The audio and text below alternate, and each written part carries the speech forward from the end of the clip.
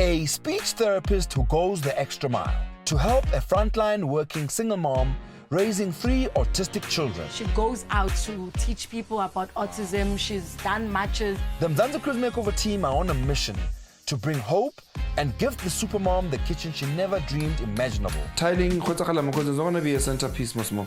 Can the Makeover team create a safe space for this young family? Catch Mzansi Cruz Makeover this Thursday at 9:30 p.m. on Mzansi Magic. Connected by Vodacom and proudly sponsored by Outsurance.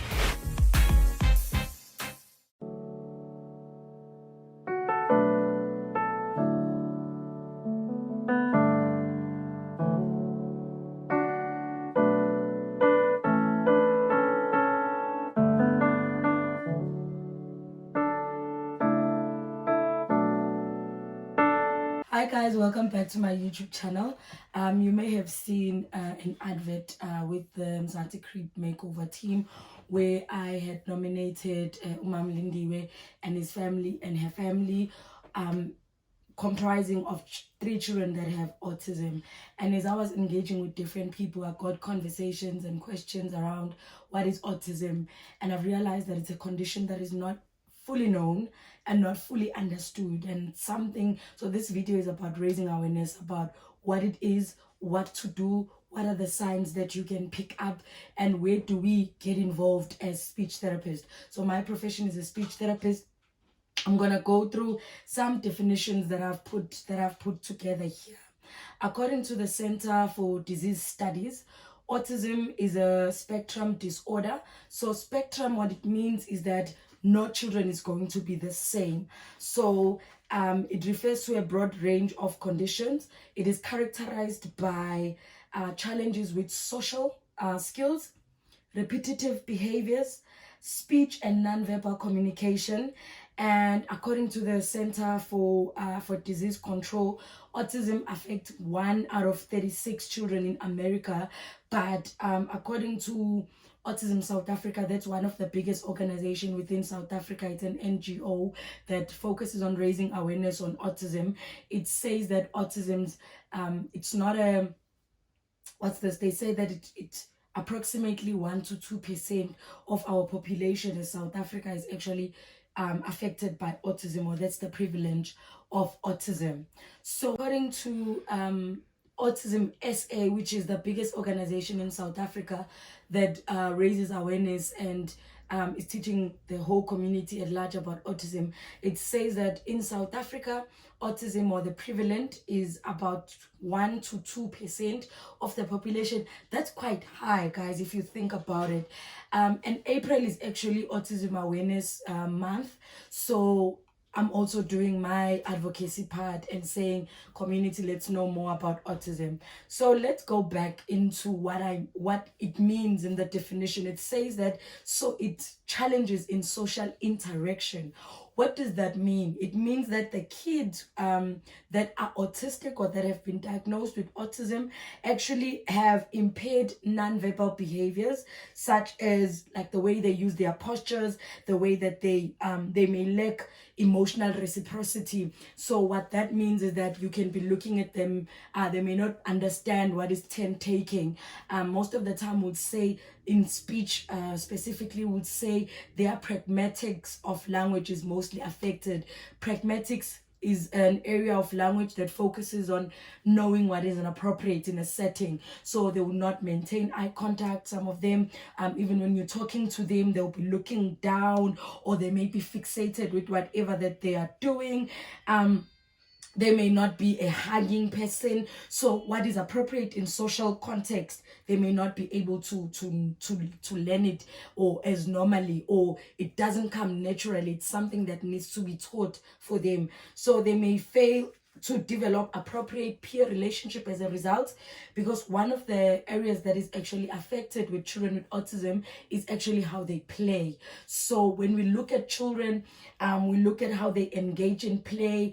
A child who's every child, when they're developing, they start engaging in solitary play, meaning they play alone by themselves. But as they grow, they start engaging in parallel play, playing along other kids, and then eventually get to social play where they play together with other kids. So children with autism most of them never get to that stage. You can be seeing them in the playground and they are just kicking the ball by themselves, or they are bouncing it by themselves, and then they are alongside other kids but not fully engaging with them. We are also social beings, so we thrive in making relationships. I look at my daughter Norm. She loves telling me that she loves me, you know, she loves to hug me. But children with autism, they struggle with emotional and social reciprocity, and because they don't understand that, they are mostly ostracized. They are mostly what's the word I'm looking for, within society. Society doesn't understand, because we expect people to reciprocate. I do something for you, you do something for me. Most of these kids will not have friends. And it's not that they don't want to make friends, it's that their wiring, their brain wiring has not, because it's a it's a neuro condition. Their wiring in the brain does not teach them about reciprocity. So it's something that has to be seriously taught. The tent taking has to be taught. The being, being thoughtful has to be taught, because it's a high order language skill and cognitive skill. So it doesn't come naturally for them.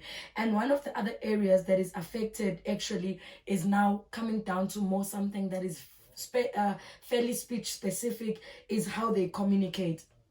So I said autism is actually a spectrum. So you get other kids that are high functioning, which means they can talk. If you have watched movies such as The Accountant, that guy is autistic, or when I watched that movie, I was like, typical autistic behavior.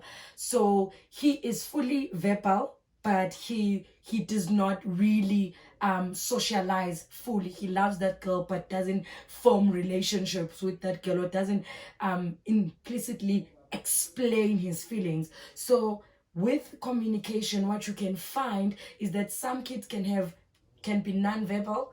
They do not talk at all, or they have what we call verbal approximation, where they make certain sounds, ooh, ah, but they never get to a real word. And then you get others that could be on a one-word level. And then you get other kids that would speak in full sentences, but what is affected are those ability for them to understand. I remember my lecturer used to say, one example she made was like a child with autism, Jenny Paul. She said a child with autism does not understand figurative language. So some of the times you'd say it's raining cats and dog, and a child with autism will go out, or it's pouring cats and dog, and in his mind he's expecting to see cats and dogs like coming down from the clouds, because they are not, when it comes to high order language that requires what we call metacognitive skills, or the ability to think about what you are thinking. The kids struggle in those high order language. So you may see that they may have impairment in the ability to initiate and sustain conversation when speech is presented. And then they may have what we call stereotypical and repetitive use of language, or idiosyncratic language. What that means is there's something that we call echolalia, where a child repeats what they are hearing. So they may have echolalia, where for them up please means that pick me up, or they've had a song that has up, and whenever they want to be picked up, they just sing that song, or they repeat what they hear. So that is idiosyncratic, meaning it's not natural. So that what the kids would have, they may lack a varied and appropriate initiative of pretend, or they cannot understand pretend play, because pretend play requires that you understand that you are actually playing someone's role, and it requires the skill that I mentioned earlier, which is metacognition, thinking about what you are thinking about. So in communication, that's mostly the areas that are affected in kids with autism. And that is why it is so difficult for most people to understand autism, because with cerebral palsy, a child has a physical disability. You can see it. Hydrocephalus, a Down syndrome, they have certain phenotypical features or facial features that are actually associated with the condition. But with autism, a child can look like you and me and then only struggle with these areas that I've mentioned.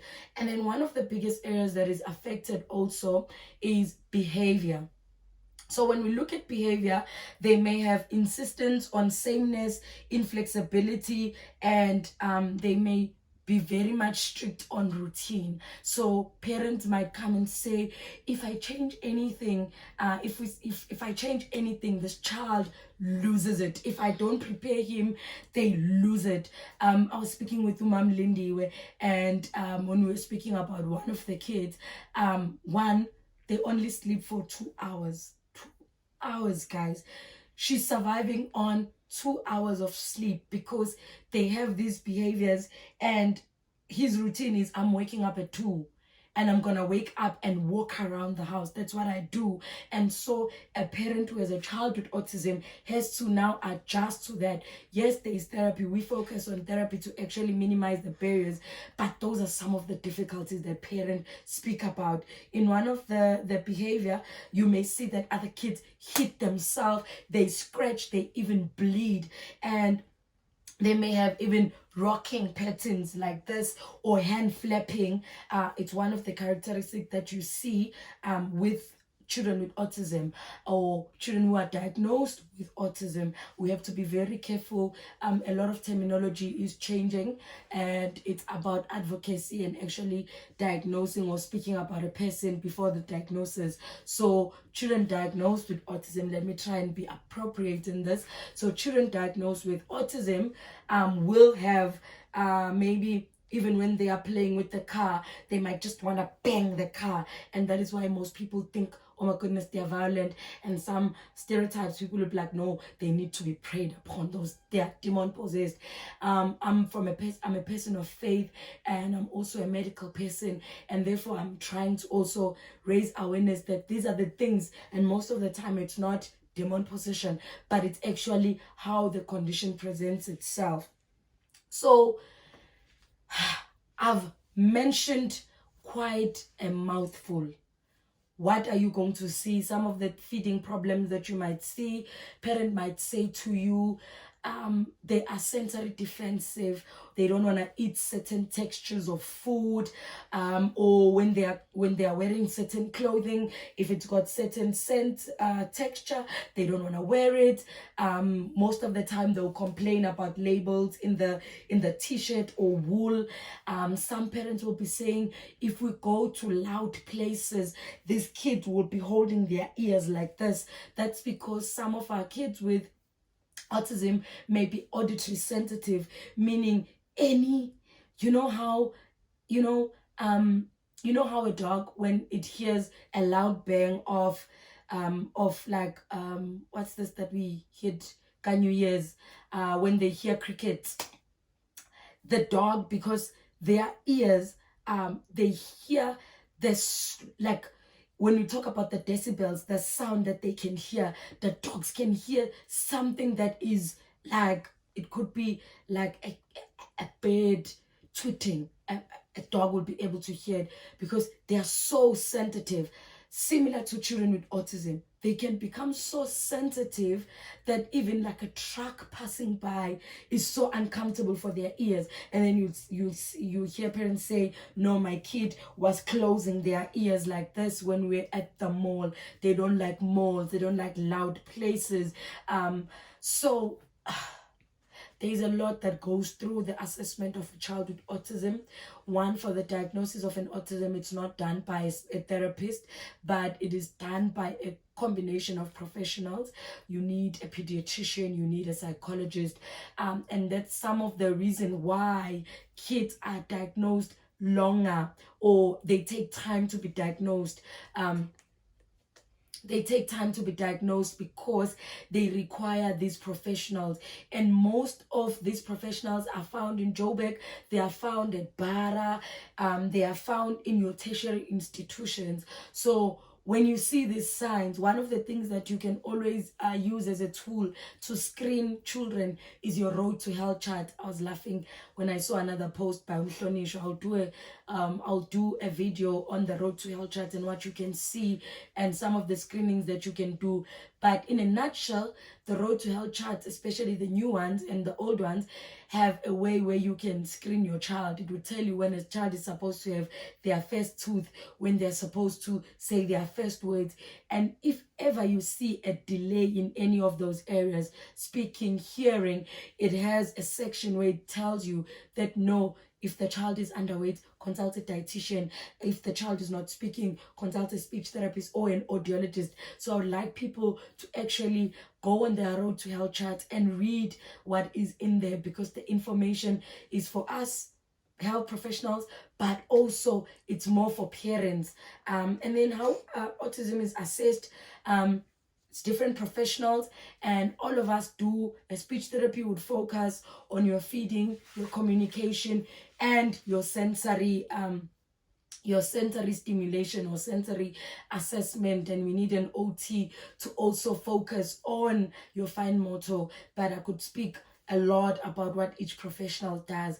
So how autism is assessed, it's different professionals, and we advocate for early identification, and we need like a dynamic assessment, meaning each professional does their assessment and it's something that is continuous. It includes a team that might be an SLT, which is a speech language therapist, an occupational therapist, a physiotherapist, medical doctors such as pediatrician and psychologist, psychiatrist, who are all involved to actually identify the barriers of the child and to determine the intervention. So children with autism can go to a school and attend up to grade 12, depending on the barriers that they have. Like I said, those high functioning autistic children can actually attend till matric. And then if you are worried about your child going to school, my advice, or I work for the Department of Education, I found that going to the district with all the medical diagnosis that you have for your child actually fast tracks the process of getting schools. The schools are minimal. They are minimal schools, but the government is trying their level best to increase more schools catering for autism. There's Tamaric School, there's many. I can leave a list of autistic schools within the Gauteng sector, and I could find out some of the schools within the other provinces, since I know some colleagues who work there. But thank you so much for tuning in this video. It was raising awareness. Thank you also to my friends and colleagues who've been sharing a video of everything in the work that we're doing. Thank you to Mzansi Cribs also for allowing me an opportunity to actually come on their screens and select someone with autism and allow this person and their voice to be heard. We aim to be the voice for the voiceless. Thank you so much. Don't forget to like, share, and subscribe, and also recommend some of the content that you may want to see in this channel. We're all about evolving and growing together. Thank you.